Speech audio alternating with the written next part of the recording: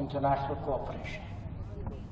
After all, your studies, your stay in India is an expression of that very concept. It is also equally important that Indian students and even faculty appreciate its importance. And there is a particular perspective that a foreign minister can bring to bear on that subject. The world today holds unparalleled opportunities, even while it confronts daunting challenges. Addressing either of them is best done through partnerships and collaborations. No country, however large and powerful, can manage alone. That is the reality of interdependence and of globalization, as also a statement about the limits of power. We may talk a lot about the promise of technology, but whether it is talent, whether it is data or it is resources, everything cannot just be nationally generated or controlled. In fact, the very idea of a global order, or indeed of international relations, is the assumption that nations have to work with each other for their mutual and collective benefit. The rest is about setting optimal terms to do so. Understandably, it is an important event in Parul's institutional calendar. But more than that, it is a defining moment in the personal lives of those completing their degree.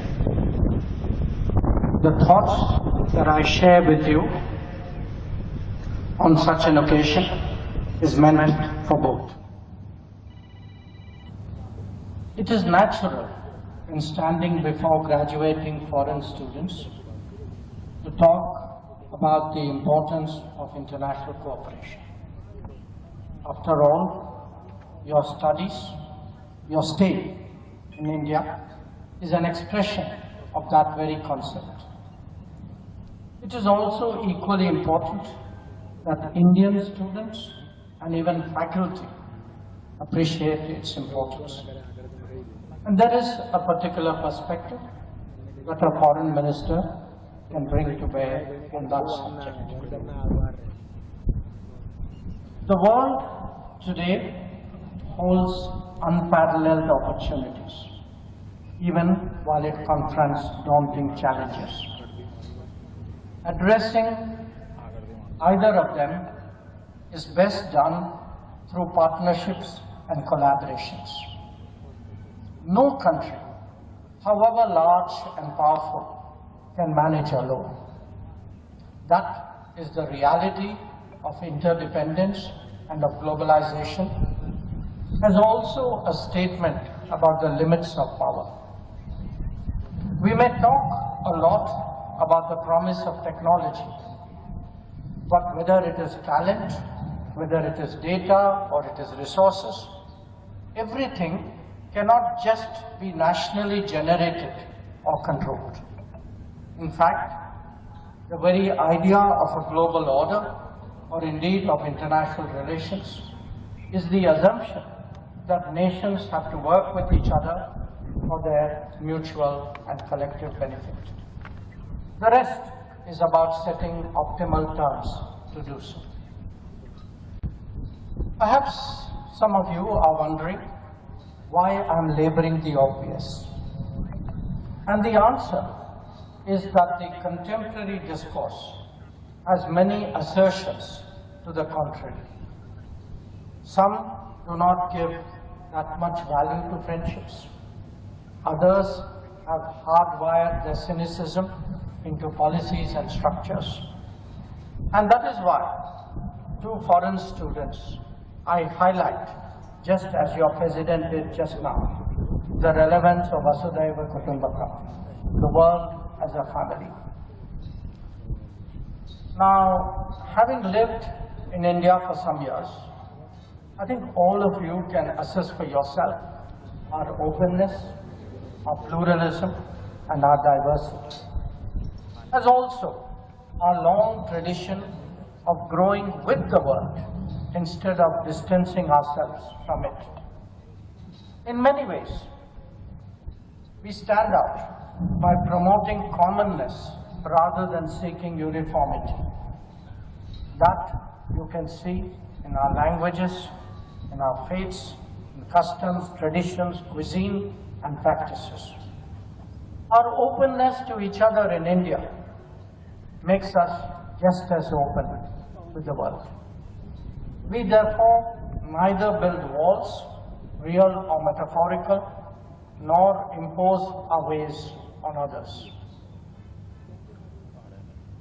Obviously, as a large polity in the international community of almost 200 nations, we do have national interests and naturally seek to advance them. But this is sought to be done with mutual understanding and mutual benefit as its guiding principles. I'm very confident that it is this understanding of India that all of you will take back home. It has become a fashion in some quarters to be openly transactional when it comes to dealing with other nations. Bear in mind that some are actually practicing it in reality, even while preaching the opposite. There can be a legitimate debate about how best to engage the world. Some of it may be driven by cost benefit, but among certain societies, sentiment and values also count for something. In fact, they count for a lot. India belongs to that category. Even while pursuing our national goals, we have always kept in mind our larger obligation to the world and to the international community. Now, our resources may be limited, but let me say, India has always had a large heart. And that is why, still being a developing country, we have undertaken more than 600 development projects in 78 nations across various continents. Or let me draw your attention to health, which is so much in our minds after the COVID pandemic. Indian pharmaceuticals have helped to keep healthcare affordable and accessible the world over. Our Bhabatron cancer treatment machines are today in use in Mongolia, in Uzbekistan, in Myanmar, and in Kenya, among others. Even our low-cost pharmacies, which are called Jan Aushadhi Kendras, are beginning to get attention abroad, starting with Mauritius. And in fact, the supply of Jan Aushadhi medicine is ongoing to Nauru and to Guyana. Our renewable experiences are also being similarly shared through the International Solar Alliance. Similarly, our disaster preparedness is being done through the Coalition for Disaster Resilient Infrastructure. Most important, digital public infrastructure, whose benefits all of you personally experience every day in India. It is today receiving global traction. Among those who have shown interest include Sri Lanka, Kenya, Tanzania, Colombia, Cuba, and Angola. The same logic is also visible when it comes to capacity building. Our objective is to create capabilities on a sustainable basis in other societies, drawing on our experiences and learnings. They can extend from the big to the small, from the complex to the obvious, from the creative to the routine. Be it engineers in Zanzibar or solar mamas in the Pacific, from vocational training to information technology, from improving tax systems to ensuring security, India's partnership footprint is large and growing. It spans the exchanges of trainers and students to ensuring distance education and virtual health training. So I urge you to recall the adage of giving a man a fish versus teaching him how to fish. We in India advocate the second, the lifetime solution. India's neighborhood has experienced this commitment to finding cooperative solutions more than any other region. In fact, the last decade has seen a real transformation in connectivity and contacts.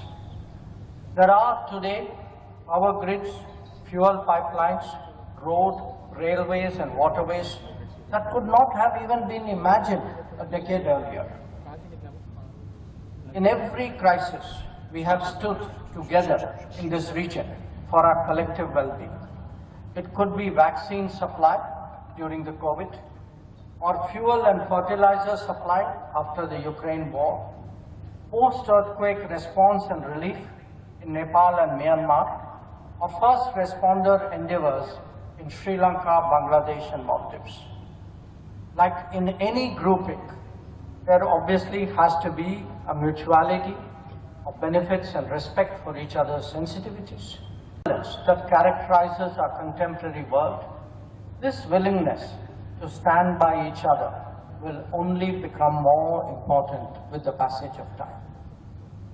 Friends, trusted friends are usually found in testing times. This is both a personal experience as well as a policy reality. Often, we are confronted with natural disasters or even man-made situations that are beyond the national capacities of any country to cope.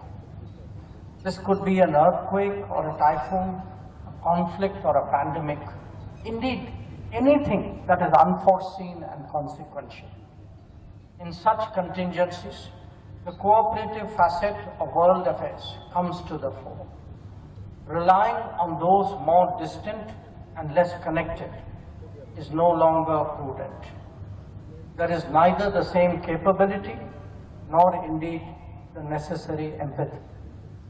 India has certainly taken on much more responsibility in the last decade. It was visible when an earthquake recently struck Myanmar, or when conflict zone evacuations took place, such as in Ukraine, or in fact during the Sri Lankan economic crisis. The world today is returning to its natural diversity and to its pluralism. As colonial empires ended, many societies have regained their voice along with their freedom. The membership of the United Nations has itself quadrupled since its founding. It is essential that in our quest towards a more equitable and contemporary world order, that there is mutual respect for cultures, traditions and heritage. While the colonial era may be behind us, new forms of domination have emerged, misusing the openings provided by globalization. They profess to judge us all and pronounce on our credentials. One example is the ill-concealed interference in the politics of nations of the global south, often in the name of promoting democracy.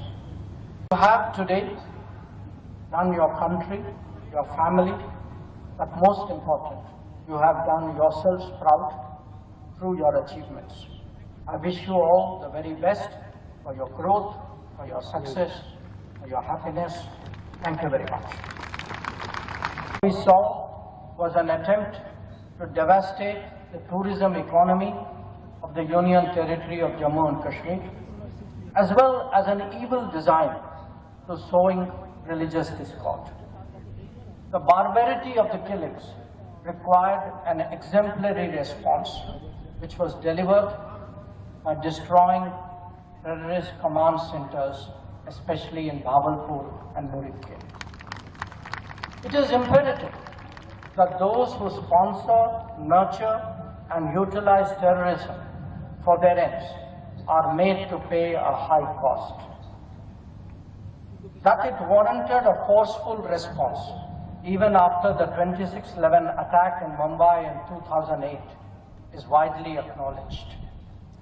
But times have changed, and our resolve is much stronger now. Terrorism epicenters are no longer immune. India's zero tolerance for terrorism is manifest today through its actions. We will never give in to nuclear blackmail, and whatever decisions have to be taken in India's national interest are taken and will continue to be taken. As we responded to the Pehlg attack, it was also heartening to witness the understanding from other nations of our right to defend ourselves against terrorism. There are other pressing challenges too faced by the world, especially by our brothers and sisters of the global south. We all realized during the COVID pandemic how much our health security was dependent on others. The Ukraine conflict brought home the vulnerabilities of energy security. The shortage of fertilizers and the scarcity of food grains left many economies deeply impacted. Debt situations have worsened, even as trade prospects deteriorated in face of financial decisions taken far away. And through all this, the pressures of climate change have grown steadily, although the resources to combat them have shrunk. I highlight these concerns not to alarm you, but to urge an awareness and understanding of the larger challenges faced by humanity. Each one of us, in whatever we do, can find some way of making a difference. Now, precisely because the world is so volatile and uncertain, it is essential to all in very good stead. Open. Of the Padma Shri Award in 2019 and has written a widely acclaimed best-selling book. I don't say that.